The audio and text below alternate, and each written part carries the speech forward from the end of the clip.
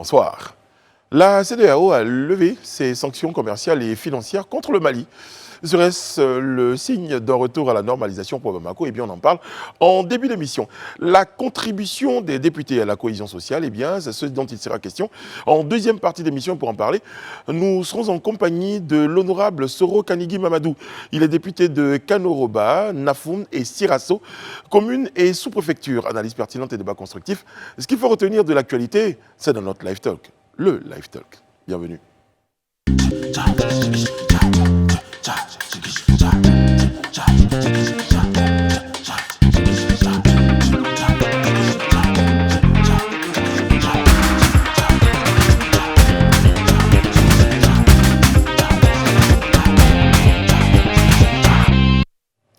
Oui, oula, c'était court quand même, là, ça a été ce qu'on appelle démarrer sur les chapeaux de roue. On est très heureux d'être en votre compagnie, merci de choisir les programmes de Live TV, la télé sans filtre. Et c'est une autre journée pluvieuse qu'a connue Abidjan, confirmant ainsi ce que nos amis de la CAF auraient pu penser de cette période, en disant on avait dit. Oh. Mais bon, on espère que cette journée pluvieuse n'aura pas été une journée difficile pour les uns et les autres, et que cette pluie aura été certainement pour vous une pluie de bénédiction. Et sur ce, je suis très heureux de vous présenter les amis qui vont m'accompagner ce soir sur le plateau du Live Talk. Monsieur Élisée Bolougou est à ma gauche. Bonsoir, comment allez-vous? Bonsoir Brissano, je vais très bien. Je suis de vous savoir de retour et en bonne forme. C'est ça. Je crois que cela nous a permis de revoir les choses. Et puis, de l'avis général, nous sommes sveltes. Ça se voit, en effet. Et filiformes depuis. Oui. Ça se voit, Madame Bleu? Oui. Tant que ça? Avec une meilleure mine. C'est vrai. Hier, j'étais en bleu juste pour vous. Effectivement, j'ai remarqué ça hier. On vous dit merci de nous avoir soutenus. C'était un plaisir. Et d'avoir été là sur cette chaise pointillère. C'était un plaisir. Merci, Madame Bleu. Monsieur Alain Toussaint. Je voulais faire une vanne en disant si vous le voyez svelte, de grâce, ne touchez pas votre téléviseur. Votre télévision n'a aucune panne. Bravo, bravo. Toujours le mot pour rire. Exactement, c'est pour ça que j'ai autant de respect et de considération pour le monsieur. Bonsoir Alain, vous allez bien? Merci et vous-même. Très bien. Merci. Bon, alors, le dimanche 3 juillet 2022 à Accra, eh bien, ce sont les chefs d'État de la CEDEAO qui ont décidé de lever les sanctions contre le Mali. Qu'est-ce qui va réellement changer pour le régime de Bamako? Eh bien, on en parle. C'est notre petit débat que nous entamons là, comme ça, sans aucune forme de transition. Alors, Toussaint, vous étiez parmi les fervents défenseurs d'une levée des sanctions contre Bamako. Je précise qu'il y a Bamako et Ouagadougou aussi. C'est ça. Mais on parlera que de Bamako ce soir. Écoutez, j'ai envie de dire tout ça pour ça. Depuis janvier, le Mali était coupé du reste de la communauté ouest africaine. C'était une décision qui était en contravention totale avec les textes de la communauté. Les chefs de l'État de la CEDEAO ont décidé maintenant de ramener le Mali dans cette communauté. On ne peut que s'en réjouir. Qu'est-ce qui a changé? Qu'est-ce qui motive cette décision? Non, moi, contrairement à ce qu'Alain dit quand il dit tout ça pour ça, je ne suis pas d'avis. Ce n'est pas tout ça pour ça, parce que les sanctions ont payé. Si vous vous rappelez très bien, la junte avait proposé un calendrier de 5 ans. Aujourd'hui, la junte est où? La junte on s'est attendu sur un calendrier de 2 ans. Donc la junte et la CEDEAO sont parvenus aujourd'hui à s'accorder sur le calendrier de 2 ans de transition. Puisque vous avez la parole, 2 ans ça avait été proposé, je crois que ça avait été un peu rejeté entre-temps, non? Non, ils avaient proposé d'abord, dans un premier temps, 5 ans sans tenir compte déjà d'une année et demie qu'ils avaient fait, pratiquement les 2 ans. Ce que la CEDEAO a qualifié d'inacceptable et d'inadmissible. Ils étaient repartis, ils ont négocié, ils ont voulu redescendre un peu à 2 ans, mais ils n'avaient pas spécialement dit ou l'annoncer. Donc la CEDEAO a dit qu'ils attendaient, mais ils ne pouvaient pas accepter la transition de 5 ans. Et on a vu après que la junte est repartie, elle a compris. Regarde, je peux dire que les sanctions ont porté leurs fruits. Même si aujourd'hui, honnêtement, en tant que citoyen de la CEDEAO, je regrette, parce que je suis conscient que les plus grandes victimes, en tout cas de cette mesure qui a été prise par les chefs d'État, c'est notamment les populations. Ça, c'est certain, c'est indéniable. Mais on a vu que ça a porté ses fruits parce qu'aujourd'hui, ça a permis à la junte de revoir considérablement, même à la baisse, cette période de transition que la junte avait décidé d'avoir. C'est-à-dire de 5 ans, aujourd'hui, on est passé à 2 ans. Je peux permettre à Alain d'expliquer le tout ça pour ça.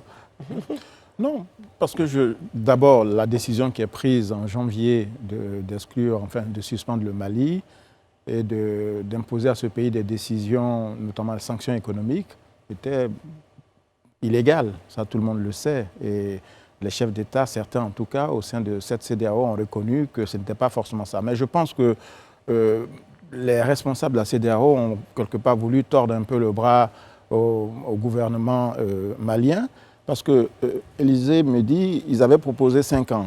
Maintenant, on revient dans un délai qui est un peu plus court. Mais qu'est-ce qui a véritablement changé? Quelque chose a changé? Qu'est-ce qui a changé au Mali? Je vais terminer. Okay. Mais la situation sécuritaire reste toujours aussi délétère. Voilà. Le problème, c'est que sur le plan économique, les sanctions prises à l'encontre du Mali étaient des sanctions qui touchaient aussi les économies de la sous-région. Voilà. Et là, de manière opportune, avant la Tabaski, on ouvre les frontières parce qu'au moins on pourra commercer, faire venir le bétail du Mali. Donc voilà. Et je vais vous dire combien de fois cette décision était attendue. La première réaction a été, par exemple, celle d'une compagnie ivoirienne, Air Côte d'Ivoire pour ne pas la citer. Elle a aussitôt, comment on dit, repris ses vols. Voilà, repris ses vols voilà, vers Bamako. Et je pense que le premier vol affichait quasiment complet. Donc je pense que politiquement, on peut toujours trouver des formules pour maintenir le dialogue. Mais agir comme le font souvent les grandes puissances à l'égard de la Russie ou d'autres pays du monde, je pense que pour notre communauté ouest-africaine qui a besoin de cohésion, d'union, d'unité, on peut explorer d'autres voies, on peut être imaginatif, on peut être créatif plutôt que de vouloir imposer des sanctions qui, comme Élysée l'a dit, et ça je m'en réjouis, finissent en tout cas par sanctionner les populations. Je reviens à vous, Élysée, tout à l'heure. Hein. Je permets à Madame Bleu, justement, de faire un peu l'arbitre. Tout ça pour ça et tout ça vraiment pas pour ça. Votre point de vue sur la question. Non, oui. Pour revenir à ce que Alain Toussaint disait, ce sont les populations les plus grandes victimes dans ce genre de situation. Ce sont des règlements politiques. On peut avoir de la diplomatie qui peut servir à trouver des solutions aux problèmes politiques. En l'occurrence, trouver un juste milieu entre une date pour revenir à une normalité constitutionnelle. Tout ça, ce sont des choses qui peuvent se régler politiquement. Est-ce que vous pensez que politiquement, parce que je veux dire, c'est pas tout de suite parti sur les sanctions, je crois qu'il y a eu quand même des démarches diplomatiques qui n'ont peut-être pas abouti, ce qui a peut-être entraîné la prise de décision concernant ces fameuses sanctions. Donc, mais finalement, des sanctions, comme le disait Alain, oui, tout ça pour ça, et je m'aligne, ce sont tout ça pour ça, parce que oui, on va arriver à des élections présidentielles en février 2024, à un référendum constitutionnel en mars 2023, mais au final, ce sont les populations pendant 6 mois qui ont souffert de cette situation. On sait que le Mali est un pays qui n'a pas accès à la mer. On sait que le Mali, par exemple, dépend de son économie basée sur les minerais, dépend de son économie agro-pastorale, mais au final, les populations ont souffert dans cette situation. Donc, derrière tout ça, oui, c'est des choses qui auraient pu se régler à l'amiable dans des négociations politiques, même si ça prend du temps, on trouve toujours des solutions.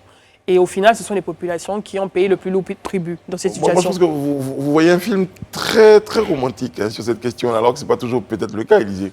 Oui, la solution diplomatique a été envisagée, elle a été éprouvée. Au-delà même de tout ça, je voudrais déjà qu'on voie... Parce que là, on est en train de spéculer sur les conséquences. Mais avant de spéculer sur les conséquences, il faut établir le tableau des causes. Qu'est-ce qui fait que la CEDEAO va prendre telle décision? C'est ce qui est légitime. Est-ce que vous-même, c'est-à-dire en votre fort intérieur, vous estimez que c'est normal qu'une junte qui vient, qui prend le pouvoir, décide de faire plus d'un mandat, c'est-à-dire un quinquennat, c'est-à-dire un mandat officiel d'un régime qui a été établi ou qui a été élu légalement? Mais c'est inadmissible. C'est inadmissible. Donc la CEDEAO, elle a un ensemble de mécanismes. Regarde, qu'est-ce que je peux faire pour leur, comme il le dit, pour leur tordre le bras, pour les amener à comprendre qu'on ne peut pas admettre ce qu'ils sont en train de demander de faire. C'est ce qu'elle trouve. Comme je le dis là, moi en tant que citoyen de la CEDEAO, je trouve vraiment regrettable. Ça, je le dis en tant que citoyen de la CEDEAO, ça me fait mal. Parce que les premières personnes qui vraiment pâtissent de cette situation, c'est bien les populations. Donc vraiment, ce sont les premières personnes. Mais en réalité, est-ce que vous êtes sûr que n'eût été cette fermeté de la CEDEAO sur ce long terme? C'est vrai que même la Côte d'Ivoire, dans les échanges, a perdu certainement. D'autres personnes aussi qui faisaient des transactions avec le Mali ont certainement perdu. Mais vous êtes sûr que si on n'avait pas maintenu ce veto, si la CEDEAO n'avait pas maintenu ce veto, on serait arrivé à cette transition de 2 ans. On a vu comment le régime de Bamako était très sûr de lui, de faire ce qu'il avait envie de faire. Il était vraiment très assis. Alors, allez, Alain. Bon, c'est vous le modérateur, mais je vais quand même permettre une question à Élysée. Oui, allons-y. Quand la même CEDEAO, qui d'une part sanctionne le Mali, n'impose pas de sanctions au Burkina, qu'est-ce que vous en pensez? Oui, parce que j'explique rapidement. Quand vous dites qu'on n'impose pas de sanctions, je vais expliquer. La sanction... C'est une observation que vous faites. Non, la sanction... Vous ne représentez pas la CEDEAO. Oui, je suis d'accord. La sanction sanction économique du Mali résulte à la volonté de la junte, ou du moins au calendrier que la junte propose, qui est un calendrier qui va sur 5 ans. Et le calendrier du Burkina? Non, le Burkina, quand il y a eu, comment on appelle ça, le Burkina a pris, on leur a demandé de proposer un calendrier de sortie de crise. La première chose qui a été faite, c'était de les suspendre. Ça, c'est ce que la CEDEAO fait de prime abord. C'est-à-dire quand il y a une prise de pouvoir illégale ou bien de façon illégitime, la première chose, c'est de les suspendre des instances. Ils ont été suspendus. Et on leur a demandé, on attendait un calendrier. Même l'avant-dernière réunion de la CEDEAO, on attendait toujours le calendrier du Burkina, c'est-à-dire à l'ordre du jour. Il faut qu'il propose un calendrier. Mais le Burkina est-ce que suspendre des instances n'était pas suffisant que de bloquer, asphyxier le pays? Oui, c'est ça. Mais j'explique, quand tu suspends et que tu dis que tu attends quelque chose, ou bien on attend qu'il y ait la manifestation d'une bonne foi, une volonté véritablement d'aller à une stabilité, ou bien d'aller à un retour constitutionnel normal, et qu'on sent en face qu'il y a de la défiance. Parce que ce que vous oubliez... On peut reconsidérer. C'est que vous oubliez. Regardez un peu l'ordre chronologique des choses. Le Mali, quand il y a la prise de pouvoir par la junte, il y a une série de mesures ou de décisions que prend la junte qui ne sont pas de nature à créer la cohésion au sein de la communauté. Quand on demande, par exemple, d'abord on chasse le représentant de la CEDEAO qu'on ne veut plus voir parce qu'on estime qu'il ne fait pas les choses comme il se doit, on le met à l'écart, on chasse pratiquement ceux-là, en tout cas qu'on sent, peuvent quand même faire une certaine médiation. On les met à l'écart, on tient des discours, vraiment qui sont des discours très, très, très guerriers vis-à-vis des gens qui sont à côté. Mais attendez, je ne pense pas que le régime de Ouagadougou, se soit aligné dans cette voie, pas du tout. Élisée, il faut être complet quand vous faites l'inventaire des actes, entre guillemets, méchants qu'aurait posé ce que vous appelez la junte. Moi, je dis le gouvernement malien. Je pense qu'en définitive, vous ralliez ceux qui estiment que le Mali doit être au service de la France et que la CEDEAO est son bras armé. Pas encore dit pourquoi? Parce qu'au travers... Oui, je vais expliquer. Expliquez, s'il vous plaît. Tout le monde sait que nos organisations sous-régionales sont parfois téléguidées par des intérêts qui ne sont pas forcément des intérêts africains. Après, ça c'est discutable quand même, monsieur. Tout le monde sait que les nouvelles autorités du Mali ont clairement affirmé leur intention de rompre avec la France. Et je pense que les sanctions qui ont été prises étaient quelque part inspirées par Paris. Donc, quand vous faites l'inventaire des mauvaises actions de la junte, n'omettez pas de citer que la junte a demandé, par exemple, le départ des troupes françaises. Voilà, la junte ou le gouvernement malien. Donc, je pense que tout est bien qui finit bien, comme on dit. Le Mali retourne avec ses frères et sœurs de la communauté qui vont commercer avec ce grand pays, un pays important de notre sous-région et de notre continent. Je pense que c'est cela l'essentiel. Maintenant, la diabolisation qui consiste à marginaliser des personnes qui sont en responsabilité. Vous pensez que c'est facile de lutter contre des djihadistes quand on est un pays aussi vaste que le Mali et qu'on est quasiment démunis du point de vue militaire, du point de vue du renseignement, etc., de combattre un fléau qui mine quand même le continent. On aura l'occasion de répondre à cette question, Alain. Ça va être la question de fin. Pour dire aujourd'hui, quel bilan après ces sanctions? Est-ce qu'on aura l'occasion, ça va être la dernière question pour clore le petit débat. Il disait, vous avez le temps de répondre et je reviens, Madame Bleu, pour évoquer notre point. Oui, moi, comme vous le dites, peut-être la question va venir à la fin, mais moi, je suis très à l'aise de dire que cette question-là, logiquement, celle à qui on doit la poser, c'est la junte. Parce que je pense que l'un des argumentaires qui a poussé la junte à prendre le pouvoir et à chasser Ibeka, c'était parce qu'on estimait qu'Ibeka ne faisait pas ce qu'il fallait pour pouvoir, en tout cas, se battre pour permettre que l'intégrité du territoire soit préservée. C'était l'un des arguments qu'on a opposé à Ibeka pour le mettre hors. Mais quand on finit, après 2 ans et demi, pratiquement 3 ans de junte, on est en train d'aller vers la 3e année, quel bilan on fait? Est-ce qu'on a réussi à régler ce pourquoi on a mis Ibeka à terre? Mais ceux qui étaient là depuis 10 ans, est-ce qu'ils l'ont fait? Mais c'est ce que je dis. Mais vous êtes d'accord. La France était là-bas depuis 10 ans. Qu'est-ce qu'elle a eu comme résultat? La fait pendant 10 ans. Alors, donc on laisse les Maliens tenter eux-mêmes leur propre chemin. Mais Ibeka venait d'être élu, ça faisait combien de mois et puis vous l'avez enlevé au pouvoir. Sous prétexte qu'il ne faisait pas ce qu'il fallait. Ne me dites pas vous l'avez enlevé parce qu'Alain Toussaint n'a rien à voir avec ça. Et puis la junte. Non, d'accord. Le pauvre Alain, il s'est retrouvé. Comme je dis, c'est vrai. Non, Alain il est loin d'être malien. Il va cacher les choses. Donc je disais, ça faisait combien de mois qu'il avait pris le pouvoir et puis on lui a dit quand même que non, il ne faisait pas ce qu'il fallait. On a trouvé qu'il n'agissait pas comme il se devait. Mais aujourd'hui, quel bilan on fait? Donc, quelque part, à un moment, moi, je pense qu'il faut qu'on soit cohérent nous-mêmes avec ce qu'on dit. C'est normal. Ça veut dire que moi, j'estime qu'à un moment, le peuple est souverain. Le peuple est souverain. on peut estimer qu'à un moment donné, celui qui est là... là... opposé à cette jeune qui s'est installée. Celui qui est là n'a pas fait... On n'a pas eu de mouvement de population. Oh, mais vous savez... Non, mais ça, vous savez... Après, je ne suis pas d'accord avec une prise de pouvoir par les armes, mais on n'a pas vu des populations qui se sont opposées et qui ont demandé le départ de cette junte le jour de ce coup d'État. Madame Bleu, vous savez le contexte dans lequel la junte est arrivée, vous savez les événements qui ont prévalu, les événements qui ont prévalu, tous ces meetings, toutes ces réunions menées par M. Diko, l'imam Diko et son groupe, qui a travaillé le terrain, toutes ces personnes, vous savez tout ce qu'ils ont fait, mais tout était déjà préparé. Dans ce contexte-là, vous pensez que même si on n'était pas d'accord, on pouvait réagir? C'était difficile. Bon, alors la question... Les populations étaient muselées? Non, je ne pense pas que les populations avaient la bouche muselée. Non, elles se sont exprimées favorablement à ce gouvernement. Bon, alors, une chose est sûre, la CEDEAO a démontré qu'elle existe, qu'elle vit, qu'elle fonctionne. Mais elle ne rencontre plus forcément la confiance. Bon, déjà, la confiance n'était plus tellement là au niveau des populations. Et là, je pense qu'au niveau du Mali, avec ces sanctions qui ont été votées et qui ont mis à mal... à un moment donné, l'économie malienne et les populations maliennes, bien évidemment, parce que c'est elles qui sont les premières victimes. Je pense que cette confiance, c'est encore plus... Il faut élargir le cercle de conséquences, parce que même pour les pays de la CEDEAO, et Élisée en parlait tout à l'heure, même pour leur propre pays aussi, c'est pas juste un truc qui était juste fait pour étouffer. Oui, bien sûr, parce que ça a eu un impact au niveau des pays comme le Sénégal, également la Côte d'Ivoire, malheureusement avec le... Donc, pour dire que l'objectif n'était pas d'étouffer la population malienne. Qu'on précise ça. En tout cas, je pense que, et là ils l'ont fait récemment à Accra, les seules personnes qui auraient dû être sanctionnées, c'était les responsables du gouvernement. Tout simplement. Tout simplement. Voilà. Plutôt que de s'en prendre à un pays, d'empêcher... Geler leurs avoirs, mais voilà, est-ce que c'est la première fois? Est-ce que le Mali est un cas isolé? Je crois que c'est... Mais est-ce que c'est le meilleur exemple pour pouvoir obtenir quelque chose de ce type, de ces juntes? Est-ce que c'est la meilleure solution? Vous avez vu que dans certains pays, ils ont été... Enfin, d'autres mesures ont été prises, les banques ont été fermées, les pharmacies. Oui, mais ça, tout ça, c'est une forme d'autoritarisme. Je veux dire, ce n'est pas ça qui fait avancer le dialogue. Peut-être que vous voulez citer le cas russe et ukrainien ou les pays... Voilà. Oui, c'est vrai, en 2011, mais qu'est-ce que cela change? Parce que les seules et uniques victimes sont les populations. Voilà. Vous voyez le petit commerçant qui fait son affaire entre le Mali et le Sénégal qui est empêché pendant 6 mois quand même de travailler. Les centaines de cas, de véhicules qui sont à la frontière des deux pays depuis plusieurs mois, qui attendent de traverser la frontière. Et puis, évidemment, les conséquences économiques qui se chiffrent en centaines de milliards. Si supposons un tout petit peu, hein, allons-y dans un autre schéma, pour dire que bon, la CEDEAO décide, comme vous le souhaitez, de prendre que des sanctions vis-à-vis des membres de la junte.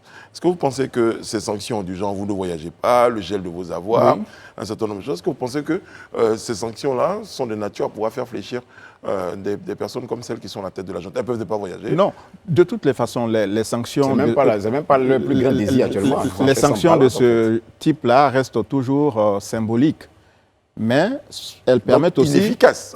Bon, moi je dirais symboliques. Et elles laissent la porte ouverte au dialogue, parce qu'on l'a vu quand même, l'activité de la diplomatie malienne ces 6 dernières années avec le ministre des Affaires étrangères Diop, qui a quand même fait le tour de plusieurs pays de la sous-région, allant porter la parole des autorités. Je pense que c'est cela le point essentiel, puisque les ponts n'ont jamais véritablement été rompus entre la CEDEAO et le Mali. Et je pense qu'il faut s'en réjouir. Alors, justement, pour terminer sur ce point-là, pour terminer sur les débats, vous avez l'impression aujourd'hui que la démarche de la CEDEAO est un échec ou une victoire?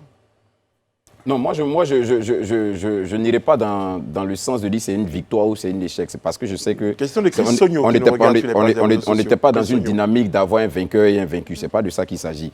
Moi, je pense que la démarche de la CEDEAO doit être comprise de la manière suivante. Je reprends la question. Quel signal cette démarche-là? Avant que, c'est vrai qu'on est revenu sur le fait que non, ces sanctions qui ont été prises ont affecté les populations et ça, c'est une réalité. On ne peut pas le cacher, on ne peut pas cacher le soleil avec la main.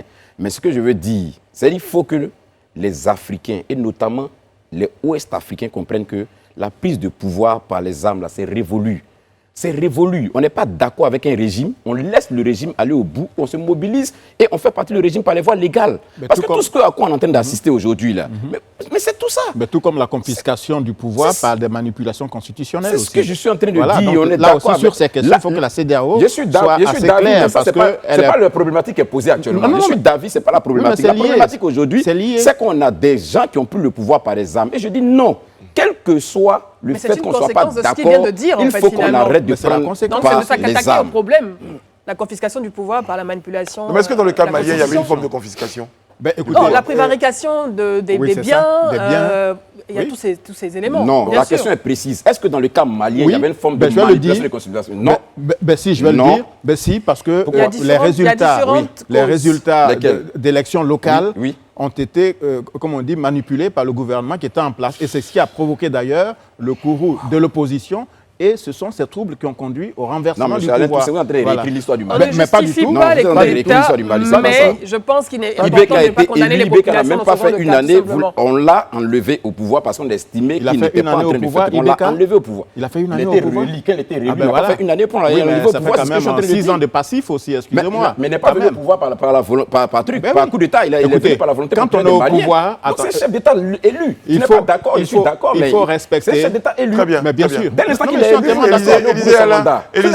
juste d'un mot. Vous vous mobilisez, vous l'enlevez au pouvoir par les voies légales. Ça, c'est du banditisme et tout, on doit pouvoir interdire ça au niveau de la CEDEAO. Moi, je suis d'accord pour que les sanctions même soient plus encore. Si ça doit c'est bien compris. On a compris votre point de vue. Allez, on termine en 15 secondes avec vous. Je suis entièrement d'accord que la CEDEAO doit faire preuve de fermeté, mais dans ces conditions, il ne faut pas que ce soit une fermeté à géométrie variable. Non, s'il vous plaît, quand ce sont des amis qui manipulent la Constitution, on est, comme on dit, à Thorne, à Forne et tout ce qui va avec. Voilà, donc il faut des règles qui soient communes à tout le monde. Voilà, la démocratie, elle se construit, mais en étant aussi équitable et juste. Bon, si vous êtes d'accord tous les deux sur ce point, au moins qu'on a besoin de démocratie en Afrique.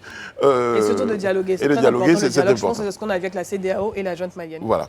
Bon, on va s'arrêter là pour notre petit débat pour la suite. En tout cas, on est très heureux pour la population malienne, pour les opérateurs économiques et pour toutes les personnes qui souffraient de ces... et pour les moutons qui vont traverser la frontière. Voilà, on aura des moutons. D'accord. Allez, ils sont toujours déplacés malgré l'embargo. Notre prochain point, celui-là, concerne donc les épreuves du BEPC qui ont aujourd'hui livré leur verdict dans notre pays. Eh bien, voilà, BEPC, session 2022, 28,89%. Ça fait peur. On est déçus, ça fait peur. On s'est dit, qu'est-ce qui n'a pas marché, Madame Bleu? Bon, peut-être que je ne saurais pas le dire, mais peut-être que les épreuves étaient un peu difficiles, pourquoi pas. Ou bien, au final, peut-être que la tricherie a été tellement contrôlée avec les caméras de surveillance ou tout le dispositif qui a été mis en place que finalement, ce sont les vrais résultats qu'on a, en fait. Ouais. 28,89%. Vous estimez que c'est, Alain Toussaint, vous estimez que c'est une forme de... c'est le vrai niveau. D'échec Oui. Écoutez, je pense que cela doit nous amener à nous interroger sur le système éducatif en Côte d'Ivoire.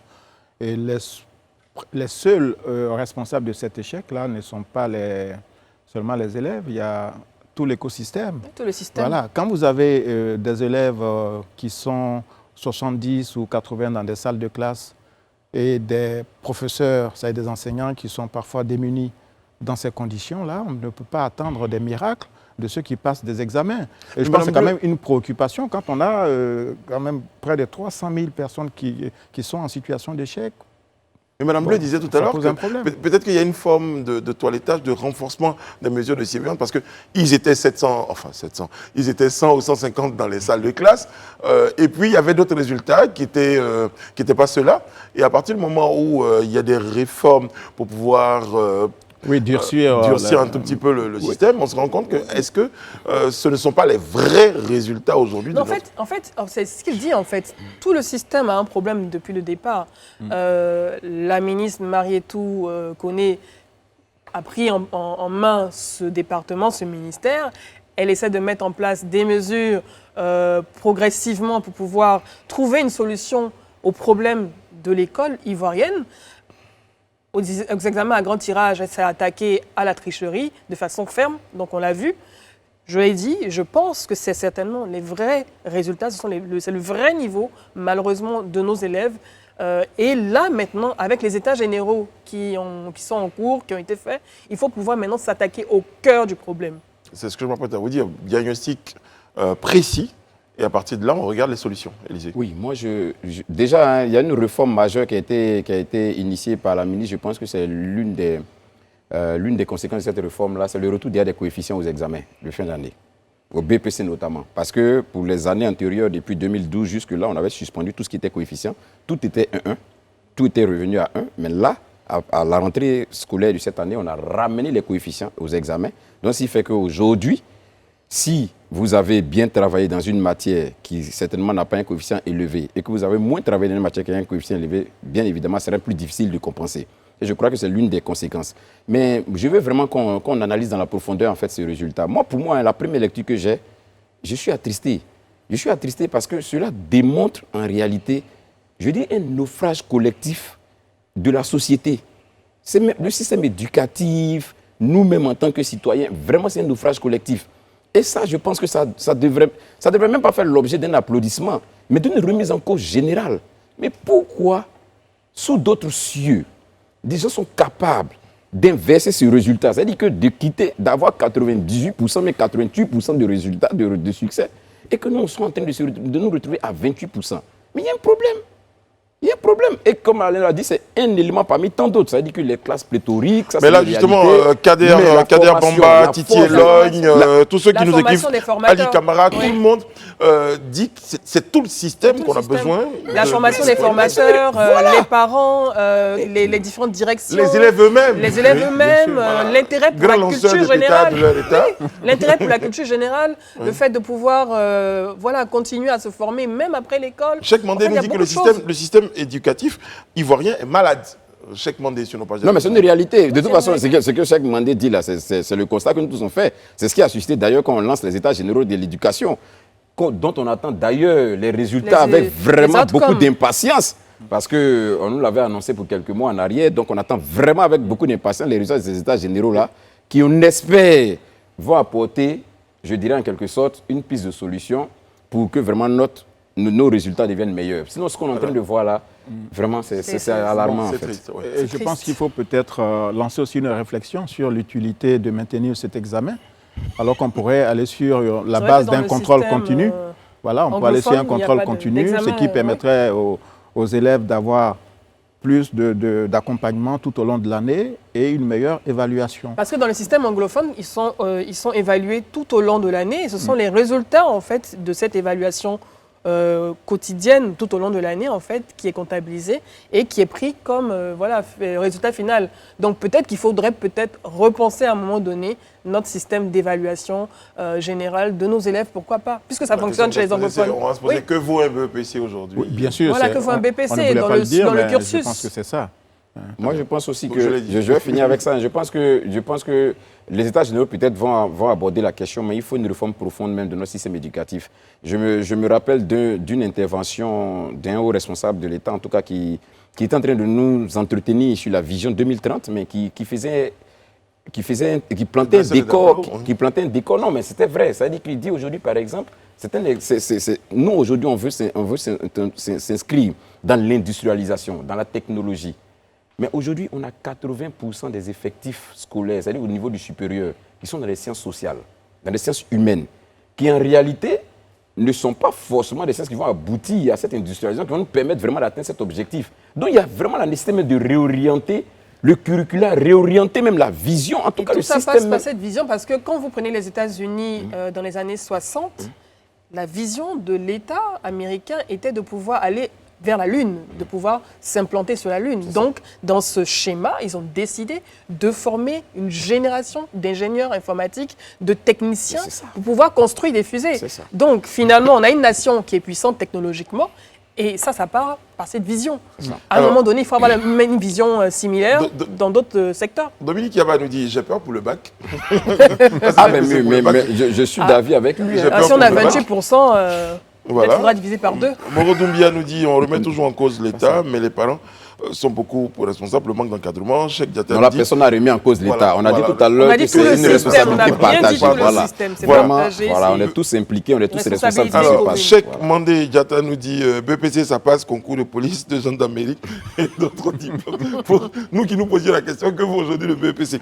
Bon, une chose est sûre, on a parlé de ces résultats-là qui permettent de tirer donc, la sonnette d'alarme et se poser des vraies questions concernant donc, le système éducatif.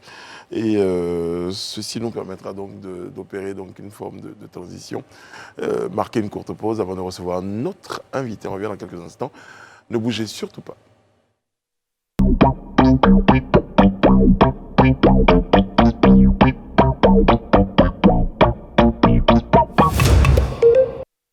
Suite et fin du Live Talk, hein, merci d'être toujours en notre compagnie. Et c'est l'heure pour nous de recevoir notre invité.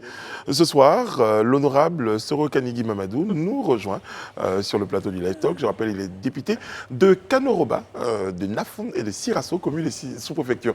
Bonsoir, honorable. Oui, bonsoir, cher ami. Merci d'être sur notre plateau. Merci. Bien,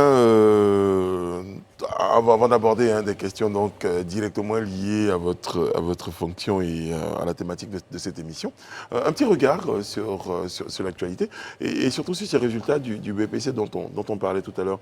Votre point de vue, votre regard, votre appréciation. 28,89%. Oh oui, j'ai vu les résultats. Vous avez des enfants qui ont passé le BPC? Non, cette année, je n'ai pas d'enfants. C'était l'année dernière. Très bien. Mais il faut dire que, en tant que député, ce sont des résultats qui nous intéressent. Les résultats nous amènent à réfléchir tous. Vous l'avez dit tout à l'heure, hein, j'ai suivi un peu vos réflexions. Mais en même temps, ces résultats ont le mérite, ont pour mérite de revaloriser le diplôme ivoirien.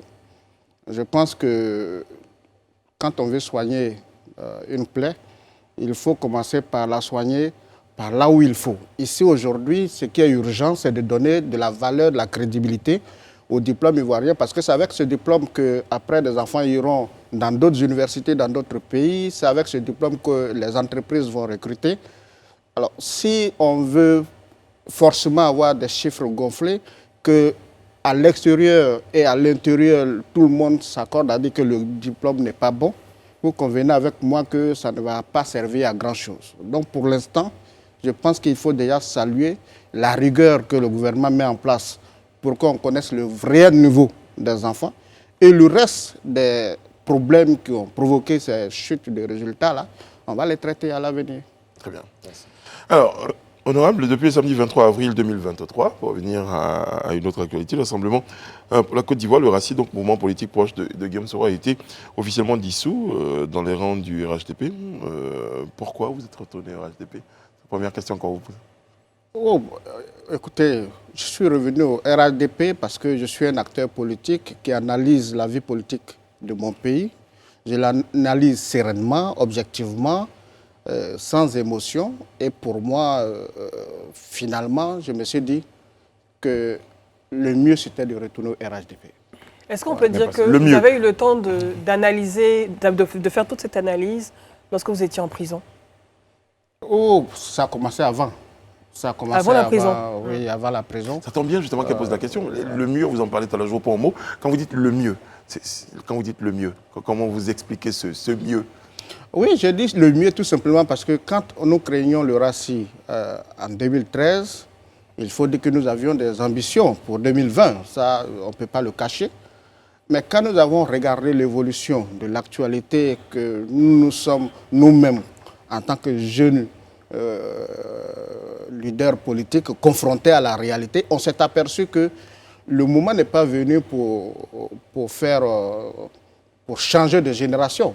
Voilà, pour nous, il faut encore apprendre auprès de nos parents. Et moi, particulièrement, j'ai grandi pratiquement sous l'autorité et sous le leadership du président Ouattara. Je pense qu'en Côte d'Ivoire, on m'a vu en dehors du RACI, à l'œuvre dans le cadre du RDR. Donc pour moi, quand je me suis aperçu que je n'étais pas vraiment prêt comme je le pensais, je me suis dit, attends, il faut que je retourne auprès du papa pour apprendre. C'est aussi simple que ça. Alors, je vais poser une question, c'est en fait pour répondre un peu à une curiosité. Lorsque Guillaume Soro était président de l'Assemblée nationale, pourquoi est-ce que vous n'avez pas eu ces réflexions Voilà. Est-ce qu'il y a eu des éléments déclencheurs? Parce que j'observe quand même qu'en Côte d'Ivoire, quand le leader qu'on suit n'est plus aux affaires, on a tendance à observer, comme on dit, des défections. Donc moi, je voulais savoir, vous étiez donc en prison en décembre 2019. C'est ça. Quelques mois plus tôt, Guillaume Soro était encore le responsable de l'Assemblée nationale. Est-ce que déjà à cette époque-là, vous aviez l'intention, ou en tout cas l'ambition, de prendre un chemin à part? Et qu'est-ce que vous reprochez à Guillaume Soro? Donc, déjà la première question, et après je conserve la question de Madame Bleu. Ce que je peux dire déjà, grand frère, je pense que vous êtes un dévancier dans l'arène. Vous savez bien que la politique, c'est un peu comme l'iceberg. Hein. La partie qu'on voit n'est pas forcément la plus grande. Vous êtes d'accord avec moi? Absolument. Et, vous ne pouvez pas dire que ces réflexions n'ont pas été engagées, puisque ce n'est pas tout qui se tresse à la place publique. On est d'accord? Je vous invite à constater tout simplement que si les réflexions étaient aussi uniformes, il n'y aurait pas eu de RACI, il n'y aurait pas eu de GPS, on aurait eu une seule organisation. On est d'accord dessus. S'il y a eu le RACI, qu'il y a eu GPS, qu'il y a eu ANC, qu'il y a eu ça veut dire qu'à un moment donné, on tentait de se rapprocher, mais les réflexions, les convictions n'étaient pas forcément les mêmes. Maintenant, après, ce qui se passe au cours d'une réunion, ce qui se passe dans les rapports politiques, ce n'est pas tout qu'on met à la place publique. Vous êtes d'accord avec moi? Tout à fait. Alors, donc, sincèrement, en venant ici, j'avais dit que je ne répondrai pas à toutes les questions se rapportant à Guillaume Soro, parce que ça fait 2 ans qu'on est dans cette discussion, mais en même temps, c'est la première fois que je viens ici. Je ne vais pas donner le sentiment qu'il y a des questions que je vais éviter. Mais ce que je veux que les gens comprennent clairement, c'est que si on avait décidé de choisir Guillaume Soro comme étant notre leader et que c'est la volonté de Guillaume Soro qu'il fallait exécuter, à partir de ce moment, il n'aurait pas eu plusieurs organisations. Ça, c'est un. La deuxième chose, je pense quand même que nous sommes tous engagés pour notre peuple. On est combien ici sur la table? On est pratiquement 5 personnes sur la table. Si nous décidons de créer une organisation, on prend ma soeur qui est à ma droite comme notre leader, le jour où on s'aperçoit qu'elle fait des choses qui ne nous conviennent pas, est-ce qu'on doit forcément la suivre au nom d'une certaine solidarité ou pas? Moi, je veux juste vous prendre le mot. Donc, quand vous dites quelque chose qui ne nous convient pas, je suppose que vous avez caricaturé un peu les relations que vous avez eues avec Guillaume Soro. Qu'est-ce qui était fait par Guillaume Soro qui ne vous convenait pas? Non, je ne vais pas rentrer, je ne vais pas personnaliser le débat sur la question de Guillaume Soro. Au moins, qu'est-ce qu'il faisait? Voilà, le mouvement de Guillaume Soro qui ce que je sais, tout à l'heure, vous m'avez demandé, et je vous ai dit qu'avant même d'aller en prison, la réflexion sur la possibilité de se rapprocher du RADP avait déjà commencé, mais ce n'était pas à la place publique. Je crois que c'est ce que j'ai dit. Alors, la deuxième chose que je vous fais observer, c'est que, c'est de vous inviter à constater qu'en 2020, Guillaume Soro a quand même appelé l'armée à un soulèvement. Excusez-moi, à un soulèvement. Est-ce que si vous étiez à ma place, vous allez au nom d'une certaine solidarité d'action, est-ce que vous allez accepter de rester et d'assumer cet appel? D'accord, pour clore ce chapitre, monsieur... Donc, vous voyez que quand on décide de s'engager en politique, on ne s'engage pas pour des individus, on s'engage pour le peuple.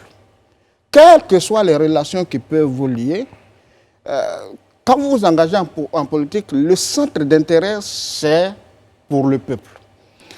Si un d'entre vous, ça peut être le leader ou un autre, commence à avoir des réflexions ou des attitudes qui ne vous conviennent pas, vous discutez de ça dans la maison. Mais si les discussions n'aboutissent pas et que des événements vous amènent à prendre vos responsabilités, vous avez le peuple et la personne et il faudra choisir. Nous avons fait notre choix. Nous ne regrettons pas du tout notre choix. Vous vous sentez bien au RHDP? Vous devez le sentir en me regardant. Quelqu'un disait que ce pour quoi on se bat est plus important que celui pour qui on se bat. certainement. C'est la confirmez. cause. La cause. Moi, personnellement, ce qui m'intéresse, ce qui a fait que je suis venu en politique, ce n'est pas pour être président de la République. Je suis venu en politique parce que je veux apporter ma contribution à l'épanouissement de mon peuple. Donc, quand quelque chose, j'évolue, et en fonction de l'actualité, je prends les positions vraiment qui ne vont pas m'amener à regretter après. Voilà, moi, je prends les décisions qui sont dans l'intérêt des populations. Très bien. Pour finir avec ce sujet, terminer avec le point Guillaume Soro, quels sont vos rapports aujourd'hui avec Guillaume Soro? Et quelqu'un vous a dit de votre position, est-ce qu'il y a des démarches pour essayer de rapprocher les positions? Oh non, j'avoue que depuis 2020, je n'ai pas de nouvelles. Voilà, je n'ai pas de nouvelles, Vous n'avez pas de contact. je n'ai pas de contact. Merci. Alors, moi, je voulais poser une question. Allons-y. Bon, on a beaucoup parlé d'arbres généalogiques ces dernières semaines en Côte d'Ivoire. Vous avez tout à l'heure cité le président Ouattara. Dans la considération de cet arbre généalogique, vous considérez comme son fils, son neveu. Comment le positionnez-vous dans votre cœur et dans la vision que vous avez de l'espace politique en Côte d'Ivoire? En rappelant que Charles Blé Goudé a dit que Ouattara était son oncle. Non, écoutez, je ne suis pas venu ici pour, excusez-moi grand frère, pour rentrer dans ces polémiques-là. Non, ce n'est pas des polémiques, c'est juste pour voir votre Le président position. Ouattara, nous sommes africains. Voilà le rapport. Oui. Nous sommes africains. Partons de ce principe. Et à partir de tout à l'heure, quand je suis rentré, quand je vous ai salué grand frère, j'ai dit grand frère. Bien sûr. Mais pourtant, on n'est pas de la même famille, on n'est même pas de la même ethnie. Pris sur cette base-là, le président Alassane Ouattara, c'est un papa pour moi, tout comme le président Bédié, tout comme le président Laurent Gbagbo. Voilà, pour moi, ça, c'est vraiment pas quelque chose qu'il faut débattre. Très bien. On va aborder M. Kanigui dans la deuxième partie, M. Soro Kanigui Mamadou, dans la deuxième partie de notre entretien. On va aborder la question du dialogue politique et puis on va parler effectivement du rôle du député, parce que c'est ça, vous l'avez dit et on va le noter. Vous souhaitez apporter votre contribution à ce que ce peuple ivoirien-là se retrouve dans de bonnes conditions. Quelqu'un a dit, la vie est chère, même pas qu'au fou est devenue chère. On aura certainement l'occasion de parler de cette vie chère. Tout à l'heure, on se retrouve après la pub.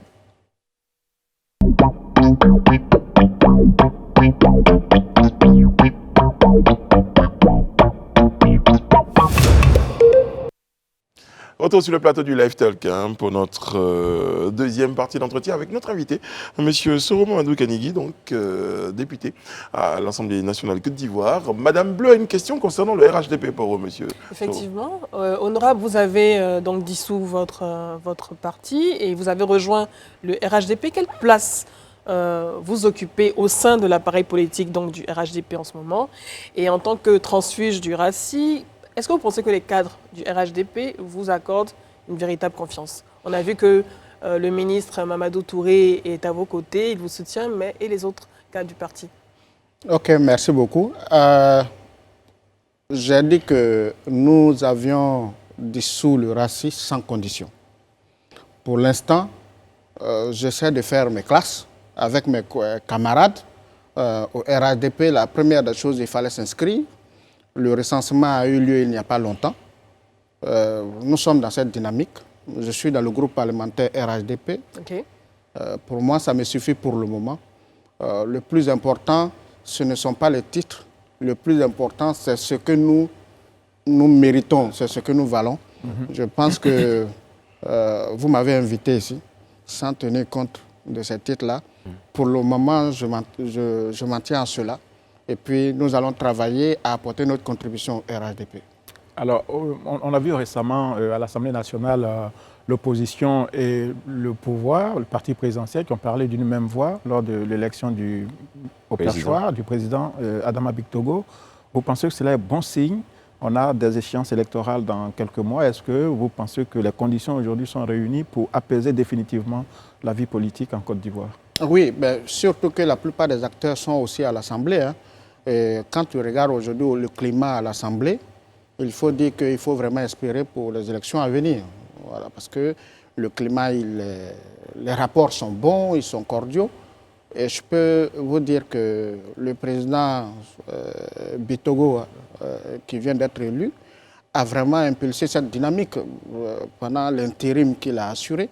Je voudrais d'ailleurs profiter de votre micro pour le féliciter et dire que ce qui se passe à l'Assemblée d'aujourd'hui amène à espérer par rapport aux échéances électorales à venir. Très bien. Certaines personnes se posent des questions. On dit aujourd'hui il y a des augmentations, il y a un certain nombre de propos concernant la vie chère qui sont tenus et des personnes se demandent que font nos députés? Ouf, la vie est chère, c'est vrai, mais l'Assemblée nationale, c'est une institution qui vote des lois. Nous ne sommes pas l'exécutif. Notre rôle, c'est d'être à l'écoute des populations, d'être à l'écoute du gouvernement aussi, et puis jouer le rôle de contrôle surtout de l'action gouvernementale. Ce que je peux vous dire sur cette question de vie chère, nous la vivons tous. Hein. Donc personne ne peut vous dire que la vie n'est pas chère. C'est un phénomène international, mondial. L'inflation, c'est partout. La vraie question, c'est est-ce que la Côte d'Ivoire a eu la chance d'avoir le président Alassane Ouattara au moment où il y a une inflation qui frappe le monde entier? Je peux vous dire oui. Parce que si on dit que la vie n'est pas chère, ce n'est pas vrai. La vie est chère, c'est vrai. Vous voulez dire que l'inflation est contrôlée sous la présidence de... Je veux dire que quand même, aujourd'hui, la Côte d'Ivoire a un gouvernement qui a quand même des personnalités qui peuvent faire face à cette crise qui est mondiale, qui n'est pas spécifique à la Côte d'Ivoire. Donc, pour moi, il n'y a vraiment pas de... Il ne faut même pas se gêner à dire que... Est-ce qu'en tant que député, ce ne serait pas le moment de songer à réfléchir à des projets de loi, à des propositions de loi qui permettraient de protéger notre économie contre tout ce qui est choc extérieur, par exemple? Quand je parle de protéger notre économie, voter des lois, par exemple, pour taxer beaucoup plus des denrées alimentaires comme le riz, pour permettre de telle sorte qu'on puisse produire localement beaucoup plus de riz en Côte d'Ivoire et ne plus dépendre du riz à l'international, par exemple. Oui, mais est-ce que vous avez des propositions de loi dans ce sens? Ce que vous évoquez, ce n'est pas du ressort de la loi. Ça, ce sont des mesures de gouvernance qu'un gouvernement peut prendre. Ce qu'il faut savoir, c'est de savoir que la vie chère n'est pas seulement liée au gouvernement, hein, c'est notre comportement du quotidien aussi. Il faut reconnaître que c'est un mouvement mondial quand même voilà. en ce moment. Il faut le reconnaître, mais je veux dire qu'en Côte d'Ivoire, tout comme en Afrique, il faut reconnaître qu'il y a un relâchement. Les populations africaines, les populations ivoiriennes sont devenues des populations de consommation. On ne produit pas. Quand moi j'étais petit, mon père était paysan. Mon père faisait de grandes plantations de riz, tu as du maïs, tu as du manioc. Et puis, le temps qu'on va finir de consommer ça pour aller acheter du riz à la boutique, bon, écoute, il y a plusieurs mois qui sont passés. De vous à moi, vous savez qu'aujourd'hui, très peu de personnes cultivent le vivrier, cultivent même la terre. Je pense qu'il faut aller au-delà du phénomène de vie chère pour voir qu'est-ce qu'il faut réellement pour réduire nos achats. Par exemple, nous consommons que le riz de l'extérieur. Qu'est-ce qu'il faut faire pour que de plus en plus la Côte d'Ivoire produise du riz? Bientôt, on aura la tabaski. La plupart des moutons que nous allons consommer vont venir peut-être du Mali ou du Niger. Burkina, oui. Pourquoi ne pas prendre toutes les dispositions pour que la Côte d'Ivoire, qui a la terre, qui a les herbes, qui a la forêt, puisse aussi produire beaucoup de, comme on appelle, d'animaux. Voilà. Donc, moi, je pense que ce sont des réflexions qui peuvent se faire dans le cadre du gouvernement. C'est pour ça que je disais tout à l'heure, on a un gouvernement outillé. Parce que mais vous contrôlez l'action du gouvernement. Oui, moi, je comprends très bien. Parce qu'à la vérité, il faut qu'un pays se donne les moyens d'avoir beaucoup d'argent pour pouvoir enclencher certains projets. Vous êtes d'accord avec moi? Si aujourd'hui tu veux aider les paysans, que tu veux mécaniser l'agriculture, c'est de l'argent. Si tu veux donner plus de crédit au diplôme des élèves, c'est de l'argent. Si tu veux voir le niveau du salaire des enseignants, c'est de l'argent. Donc, on ne peut pas être en même temps en train de dire que la vie est chère sans se demander comment on mobilise de l'argent pour faire face à certaines situations. Une vraie réflexion à porter sur la question. Voilà, je termine. Je vois que de temps en temps, quand le gouvernement prend des mesures, on dit « Ah, mais telle chose est chère, telle chose est très chère ». Mais il nous faut de plus en plus avoir un engagement citoyen pour mobiliser de l'argent pour notre gouvernement, pour que cet argent amène le gouvernement à ne pas trop dépendre de l'aide internationale. Ce gouvernement également demande de la volonté politique aussi. Oui. Voilà. Absolument. Or, à la réalité, on ne veut pas, nous, cotiser, mais on veut que notre condition s'améliore. Très bien.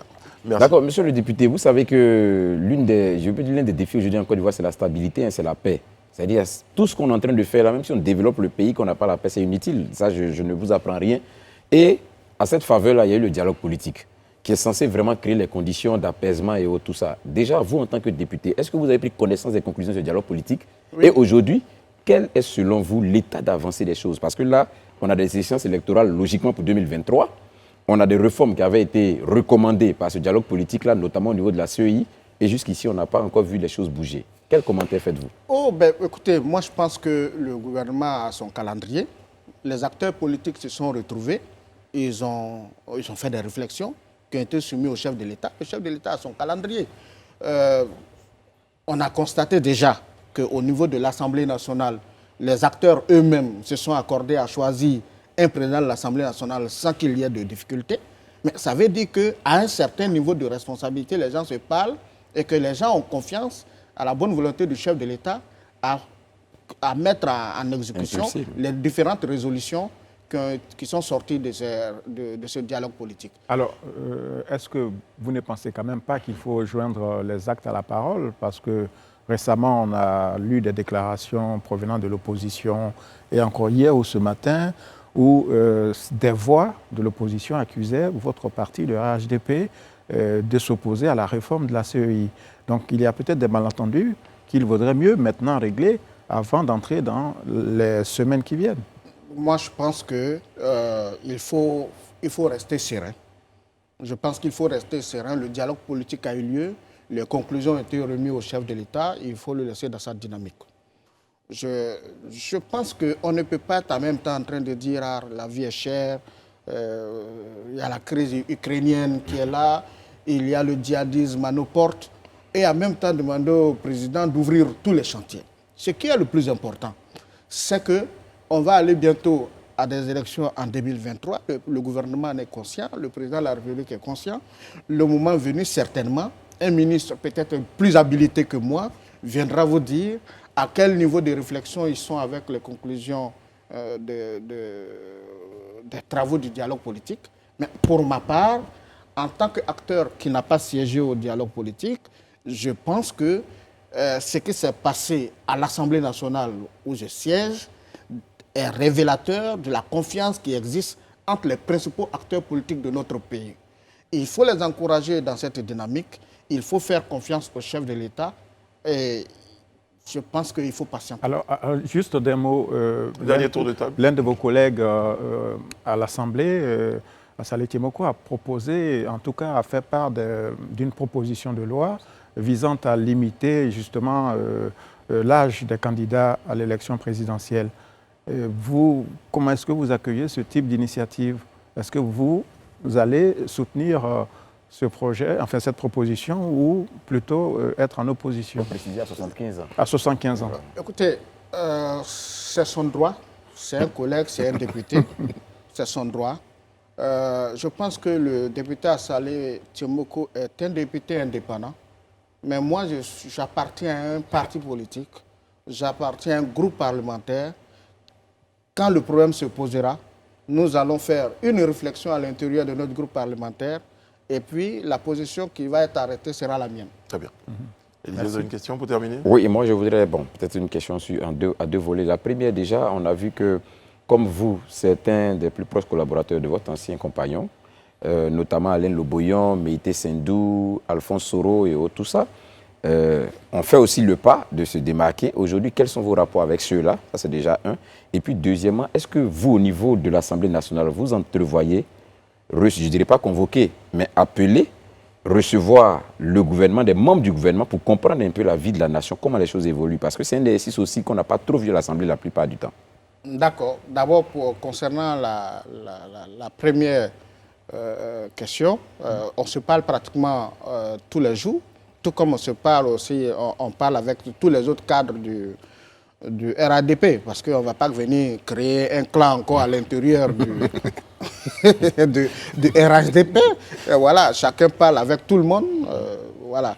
En ce qui concerne le deuxième volet de votre question, mais la semaine dernière, il y a eu pratiquement une séance. Le ministre du Commerce. Voilà, Ouais, le ministre du Commerce était là où les questions ont été posées. En général, souvent, l'Assemblée nationale initie ce genre de rencontres. Je pense qu'on ne fait pas beaucoup plus de communication dessus, c'est tout. Souvent, les médias ont tendance à se focaliser, à se concentrer sur les plénières, et voilà. Sinon, l'Assemblée Je crois que le ministre de la travaille. Justice aujourd'hui était au niveau de l'Assemblée nationale aujourd'hui. Bon, Non, aujourd'hui, Est-ce que c'est aujourd'hui, je ne sais pas, je n'étais pas là-bas, mais je sais que la semaine dernière, on était le ministre du Commerce. Très bien. L'industrie. Alors, on va terminer l'émission par une préoccupation. Je lis, parce qu'on est en direct sur nos pages des réseaux sociaux, une préoccupation de M. Luc Thuot. Monsieur le député, l'un de vos transformateurs de votre circonscription est en panne. Il met donc dans l'obscurité dans les centres de santé des villages. S'il vous plaît, aidez-nous de nous frais. D'accord. Si c'est vrai, alors peut-être que c'est aujourd'hui que le problème s'est posé. Voilà, parce que je suis à mon 3e mandat. J'ai été élu en 2016 indépendant. C'est pour vous dire que je ne suis pas un député d'Abidjan. Je suis régulièrement sur le terrain. Parce que pour moi, la politique, c'est le terrain. Le reste, là, les promotions, ça c'est autre chose. Mais la politique, c'est le terrain. Donc je suis quasi quotidiennement saisi des préoccupations de chez moi. Celle-là, je ne l'ai pas, peut-être que parce que je préparais votre émission. Mais je prends bonne note. Quand on sortira d'ici, je vais savoir de quoi il s'agit. Noufré est pratiquement un des villages les plus éloignés. C'est un village qui vient d'être électrifié. Ça me surprendrait quand même que ce soit le transformateur qui soit le problème. Très bien. Voilà. En tout cas, quand vous êtes là avec vos collaborateurs, je pense que ça a été bien noté. Je pense qu'à partir de cet instant... Et vous nous informerez de la réalité. Il n'y a pas de souci. Mais je pense que Thio lui-même, il est en train de suivre, donc il va se demander de revenir dans notre commentaire. Voilà. Il peut même m'écrire. Hein, voilà, il n'y a pas de problème. Aujourd'hui, les Ivoiriens vous regardent, nous sommes en fin d'émission, un petit message pour eux. Est-ce que les Ivoiriens peuvent croire en l'action de nos députés au niveau des actions de l'Assemblée nationale? Parce qu'à un moment donné, on s'est dit, souvent, les gens se sont posés des questions. Si on a les députés, même vraiment, on se demande... C'est pour accompagner le gouvernement. C'est pour accompagner le gouvernement. Un message pour eux. L'Assemblée nationale de Côte d'Ivoire fonctionne comme toutes les assemblées du monde. L'Assemblée nationale est composée de groupes parlementaires et chaque groupe parlementaire siège à l'Assemblée. C'est vrai pour prendre en compte les préoccupations des populations, mais en tenant compte des partis auxquels nous appartenons. Et c'est comme ça que ça fonctionne partout. Et depuis la nuit des temps, c'est comme ça que ça fonctionne. Donc l'Assemblée de Côte d'Ivoire est une assemblée normale, avec d'éminents députés, de grands cadres. Voilà. Donc, d'ailleurs, même le vote qui a été fait tout récemment montre que l'Assemblée nationale peut prendre des dispositions pour faire avancer les choses. Parce que quand l'opposition politique a décidé d'apporter son soutien à Bitogo, ça a pris tout le monde de court. Voilà. Même vous, les hommes de la presse. Voilà. Donc nous sommes à la tâche et nous demandons aux populations de nous faire confiance. Très bien. Dominique Yaba nous dit certainement son dernier mot, il a même deviné votre mot, son dernier mot sera « rester serein ». Restez serein, concentré. Merci beaucoup, honorable Soro Mamadou Kanigui. Merci d'avoir été ce soir sur notre plateau. On sait effectivement que votre emploi est chargé et qu'il y a même des préoccupations qui vous attendent pendant que vous êtes en train de préparer cette émission et sur le plateau. Alain Toussaint, merci. Merci. Oui. Merci Alizé Bouloubeu, merci Edith Broubleu, ainsi qu'à toutes les équipes techniques éditoriales qui se joignent à moi, éditoriale, Maïm Mike, qui nous avait rejoint, elle était en vacances, elle est revenue et je l'entends bien. On a été très heureux d'être en votre compagnie. Vous donne rendez-vous demain pour un autre numéro du Talk. D'ici là, prenez soin de vous et des autres. Que Dieu veille sur vous, que Dieu veille sur la Côte d'Ivoire. À demain.